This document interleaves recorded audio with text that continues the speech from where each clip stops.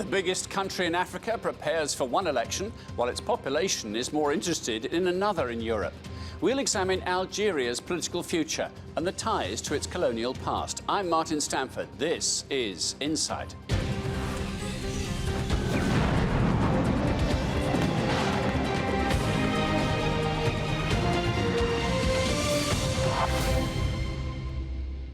Welcome to Insight. The largest country in Africa is holding elections this week, an event forecast to be marked by voter apathy and little change.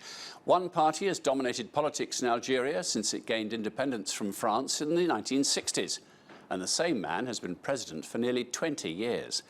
While it faces numerous challenges, including rising unemployment among its relatively young population, mistrust of the system is likely to keep turnout low. Meanwhile, the population is said to be more focused on an election taking place 2,000 kilometres away in the capital of its former colonial master. More on that later in the programme. First, our main report from Insight's Yasmin Khatun Diwan. Algeria is heading to the polls this week. But while most elections symbolise change, little reform is on the cards here. President Abdelaziz Bouteflika has presided over Africa's largest nation for almost 2 decades. And his party, the National Liberation Front, are set to dominate the forthcoming election. The opposition is very fragmented, it's very divided. Ordinary Algerians don't actually know who the opposition are, what exactly would their advances be. A lot of the opposition are choosing to boycott the elections, so they're actively calling for their supporters or just ordinary Algerians to boycott the elections because they know that the process is fraudulent, they know that the FLN will come out winning as per usual, and that Bouteflika will be in power. Bouteflika is very rarely seen in public. His poor health has prompted conversation of a new Algeria. But his hold of the North African powerhouse is one built to survive. Since the military are behind the political elite, the power-sharing elite, it's very unlikely that in his death or in his end of presidency that you're going to see a power vacuum where groups are coming to try to fill that and there's war. Very unlikely. You're going to see a continuation of the maintained status quo with just another figure, another face of that power elite. Scarred by its bloody independence struggle against France and a civil war in the 90s, Algerians are sceptical that protest for change will do any good. The dirty war began when the Algerian military staged a coup d'etat to prevent the Islamic Salvation Front from winning the second round of what would have been the country's first democratic elections, leaving at least 150,000 Algerians dead and 7,000 disappeared.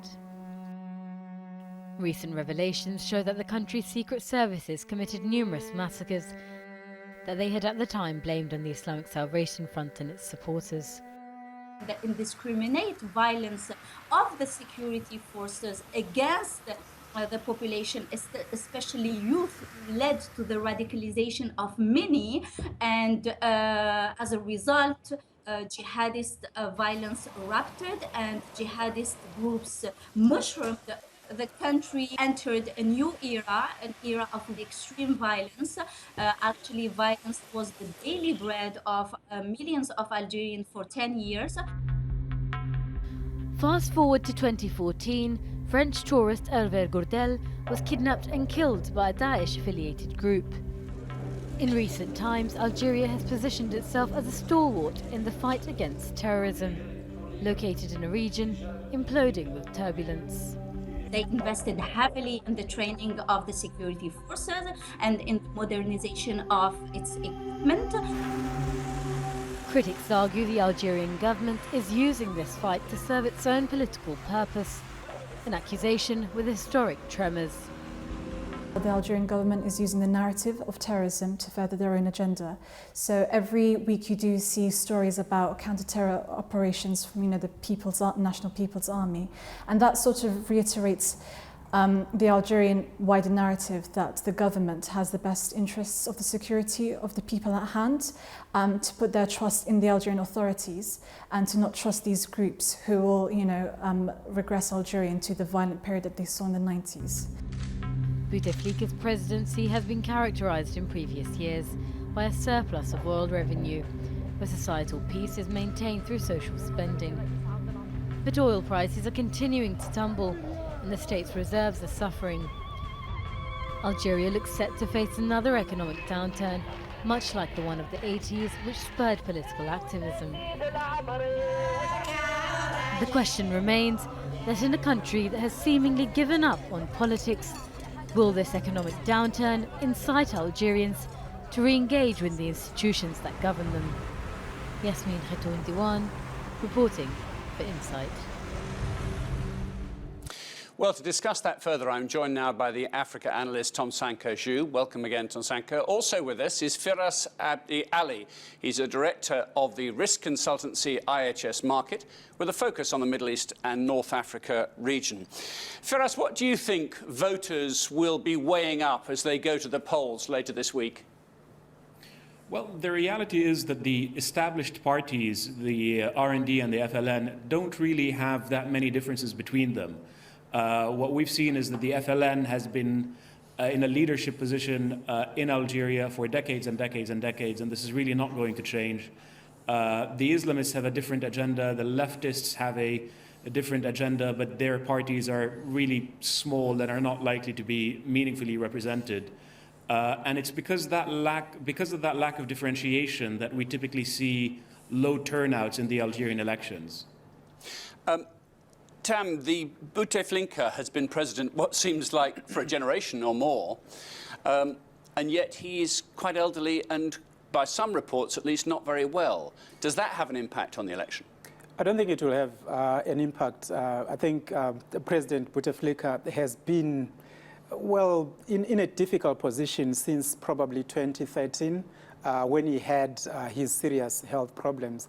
But it doesn't appear as if that has affected how his party is taken, because all they are talking about, they are reminding people of the struggle that Algeria had when it won its independence, and his party was the Liberation Party, and then all those years under Boumediene, and then what you then had is the Civil War.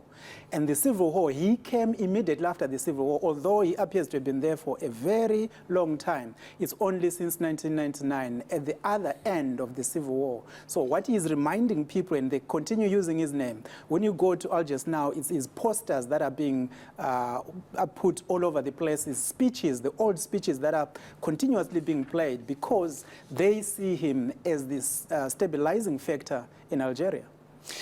Firas Abdi Ali, what about the economy? Because the oil boom is over, isn't it? And a lot of the largesse that any government can give out depends on the amount it's getting in income. The oil price, I think, halved, didn't it, over the last 12 months or so? It did.